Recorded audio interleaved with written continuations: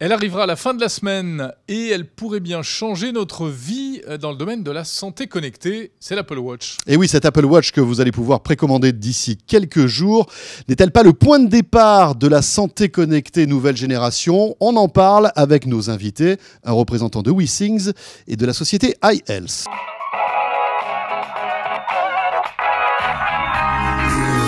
On est à l'aube du lancement d'un produit phare chez Apple, donc c'est l'Apple Watch. Est-ce qu'à votre avis, ça va être un accélérateur de votre métier de la santé connectée? Est-ce que c'est un bon starting block pour la santé connectée, la montre d'Apple?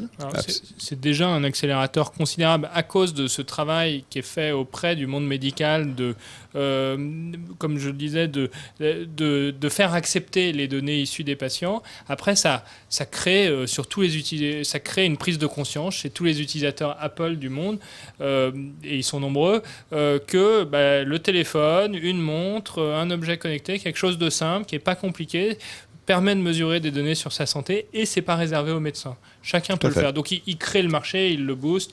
Il y a un peu de concurrence, mais c'est quasiment rien à côté du coup de fouet que c'est en train de donner à ce marché. Et je serai le premier à acheter la Apple Watch. Et nous avons déjà préparé une app. Vos produits sont compatibles.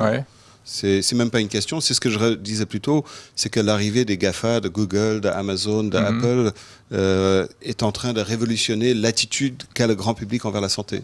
Parce qu'il y a une ubiquité. Il faut qu'on change de système, en fait, de pensée, quoi. C'est-à-dire que la maladie ne touche que les malades, mais la santé, ça touche 100% des gens. Et aussitôt que GAFA, je veux dire que les grandes compagnies se mettent dedans, soudainement, ça crée une conscience, une prise de conscience de la possibilité. On peut prendre soi-même en charge sa santé et prévenir plutôt que guérir. Il y a une autre chose que fait Apple, c'est qu'ils proposent les mêmes produits aux particuliers qu'aux professionnels. Donc c'est-à-dire ils sont en train d'effacer cette frontière entre bien-être et santé, comme on essaye de le faire aussi chez WeThings.